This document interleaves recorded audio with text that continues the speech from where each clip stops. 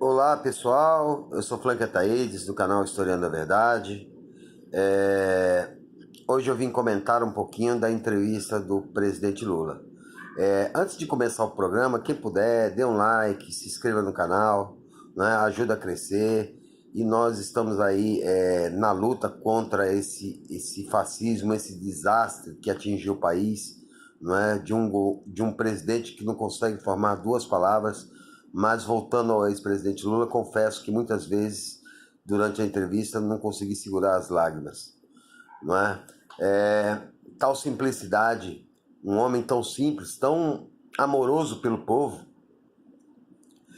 um único presidente que levou catadores de reciclável no Palácio do Planalto, um único presidente que recebeu pequenas comunidades agrárias dentro do Palácio do Planalto.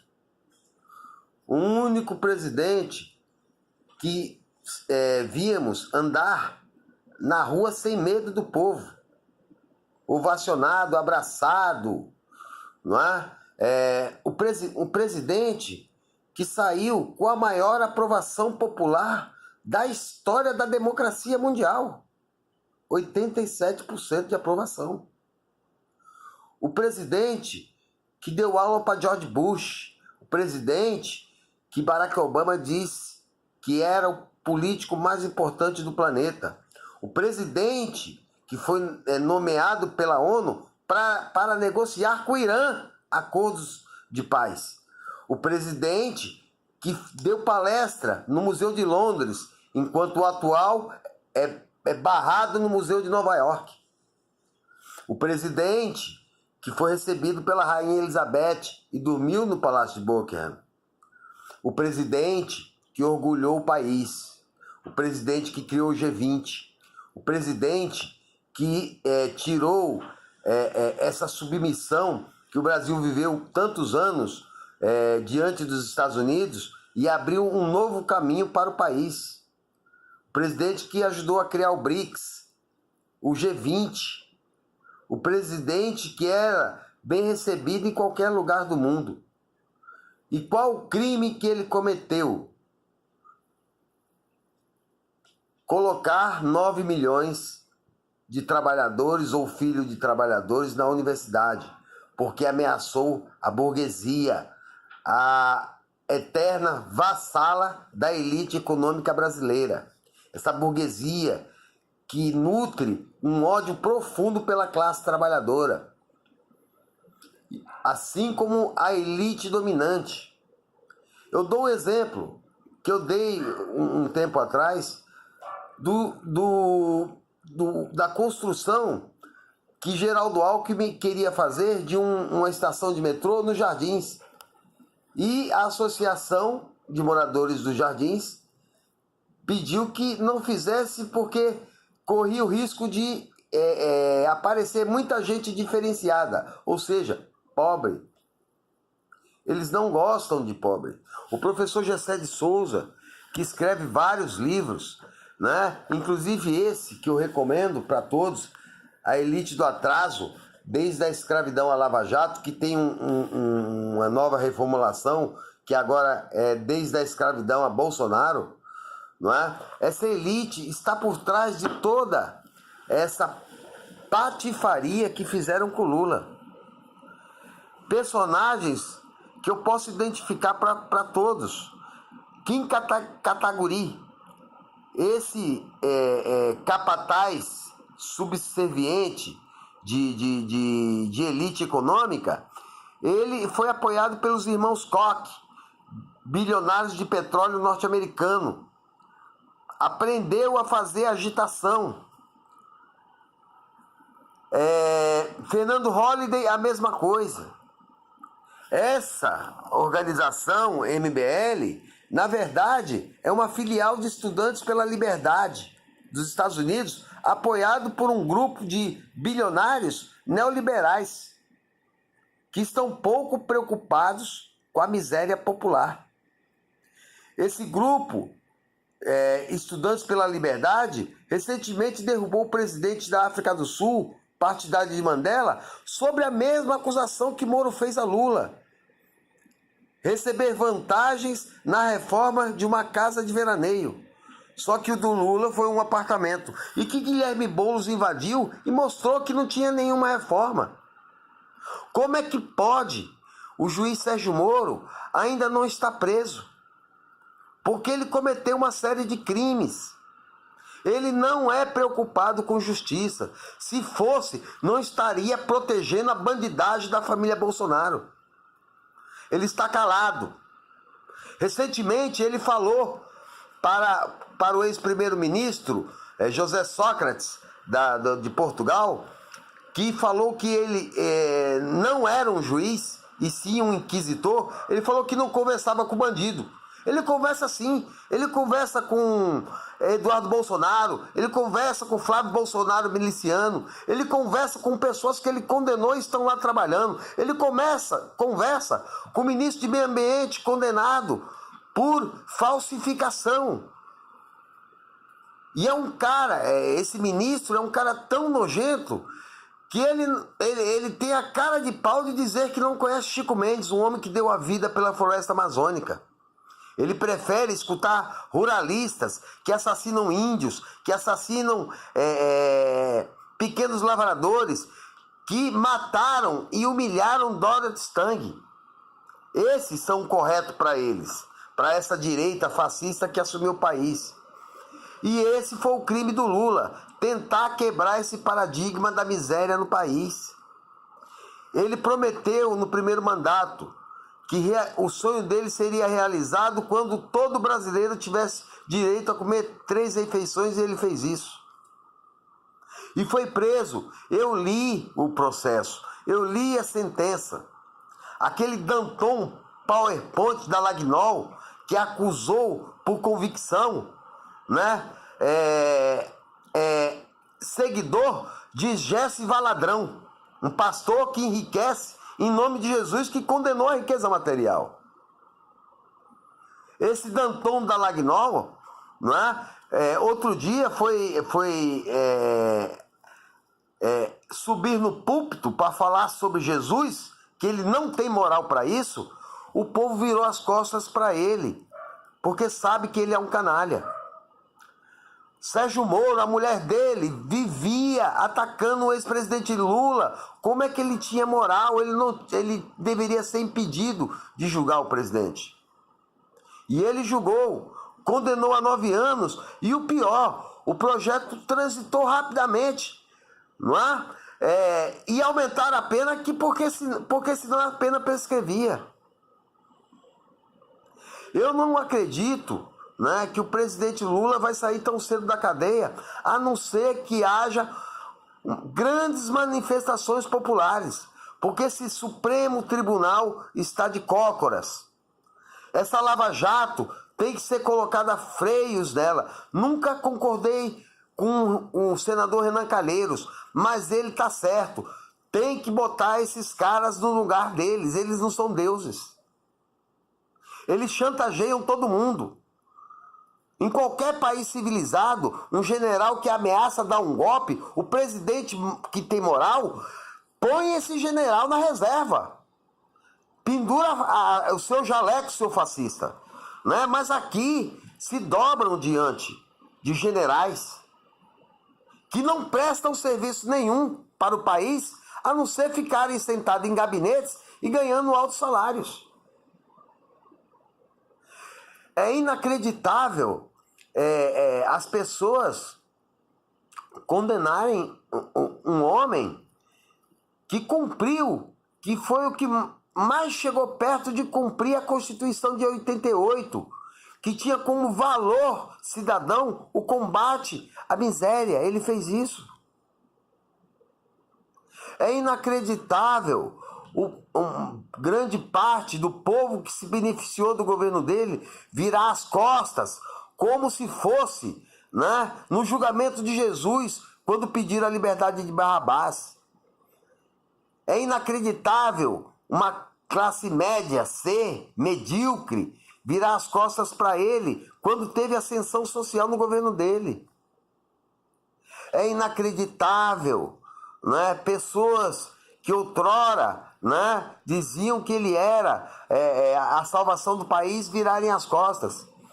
Mas também, por outro lado, eu vejo pessoas como o cineasta Ricardo Salles, né? Que condenou recentemente Moro, né? Que pensou que ele realmente fosse um Ronin, né? Da justiça, e na verdade ele é um vendido. Ele não está preocupado com justiça, ele está preocupado com dinheiro. Afinal, ele tem um apartamento avaliado em 6 milhões. Ele é rico. Nós estamos num país de uma maioria de um povo explorado, de um povo pobre, humilde, não é? Enquanto um sistema judiciário, promotores que possuem 60 imóveis e recebem auxílio moradia, enquanto 20 mil moradores de rua em São Paulo existem. E que quem cuida de grande parte deles é um homem realmente abençoado, que é o padre Júlio Lancelotti, e que é ameaçado de morte por advogados, por burgueses, porque eles não entendem o morador de rua como seres humanos. Eles são filhos de Deus, como todos os outros. Eles merecem respeito humano. Essas pessoas, essa elite não respeita. Nunca a Casa Grande esteve extinta. Ela está presente na vida do brasileiro. A todo momento nós estamos passando por diversos ataques, tanto na CLT, como agora na Previdência, como no congelamento de gastos públicos. Não há saída para o Brasil se não houver investimento, né, do Estado. Franklin Delano Roosevelt só tirou os Estados Unidos da crise de 29 devido ao keynesianismo, a aplicação de investimento do Estado na infraestrutura da construção civil. O país não sai da crise se não tirar esse congelamento da PEC 55, que congela gastos públicos, para fazer superávit primário, para bancar fortunas de bilionários. Nós somos vítimas de um dos sistemas bancários mais cruéis do país. Nos Estados Unidos possuem mais de 50 mil bancos, aqui existem 3 particulares.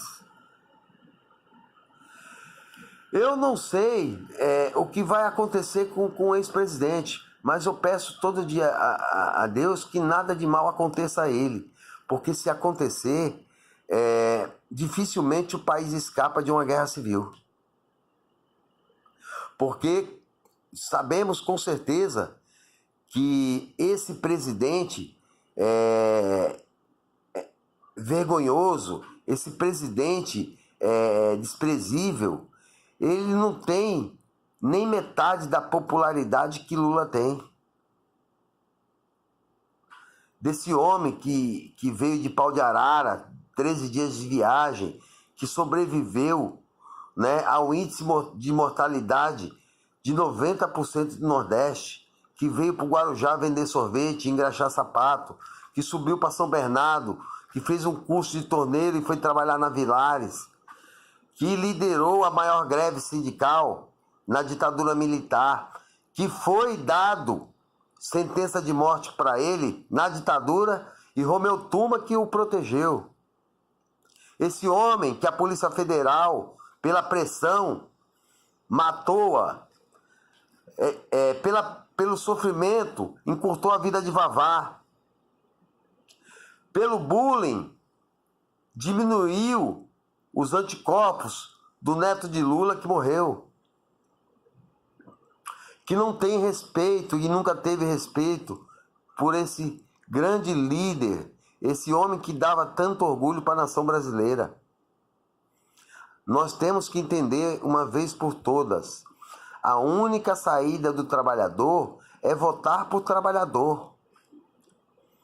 Eu peguei aversão a muitos políticos e nessa eleição ganhei, admirei outros. Ciro Gomes, por exemplo, jamais votarei de novo, porque Ciro Gomes correu, ele foi pior do que a Marina Silva. Mas Guilherme Boulos encarou. Partidos que antes, como o PCO, como o próprio PSOL, era oposição a Lula, hoje está do lado dele porque vê. O Papa chama ele de preso político. Grande parte do mundo olha para o Brasil não acreditando o que estão fazendo com o homem que mais fez bem para o país. A própria ONU. Não é? Então nós temos que permanecer na resistência, permanecer na luta, não é? E se for possível, ir para a rua. Agora em maio terá uma série de protestos. Nós temos que pedir a liberdade do presidente Lula, porque ele é o político mais digno desse país. Ele não é Aécio Neves, que teve 3 overdoses de cocaína dentro do Palácio do Governo, que foi grampeado, ameaçando de morte um entregador de propina. Ele não é Michel Temer, acusado de formação de quadrilha e de crime na presidência da República golpista. Ele não é Paulo Preto, assessor de José Serra, que tem um apartamento com milhões de reais.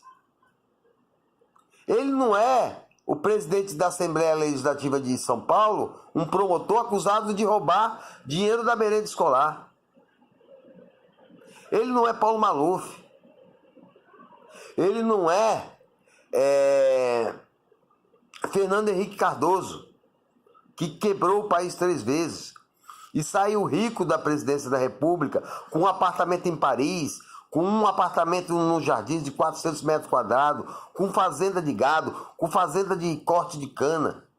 Ninguém investigou, nunca investigou.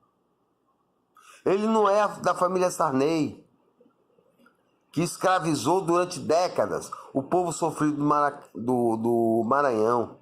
Ele é Luiz Inácio Lula da Silva, um operário que chegou ao poder. E essa história, quando se repete, ela sempre se repete como farsa. As pessoas que acreditam que nós vivemos numa democracia estão enganadas. Nós vivemos numa ditadura burguesa, porque quando um trabalhador chega ao poder, ele é punido. Por isso que Karl Marx, né, defende a ditadura do proletariado, porque ele diz que o Estado é burguês e o Estado é burguês, porque o Código Civil serve para rico tomar dinheiro de pobre e o penal serve para deixar o pobre calado sobre a ameaça de prisão. É esse que é o nosso país, extremamente desigual e que pune as pessoas que contribuem para levar dignidade a seres humanos tão sofridos e tão injustiçados. Ok, pessoal? Quem gostou, deixa um like, né? Deixa um like, assina o canal. Né? É de doer o coração quando vemos um homem que deu tanta alegria para o país estar preso por um juiz ou um ex-juiz que não merece respeito de nenhum ser humano pensante. Ok? Até a próxima.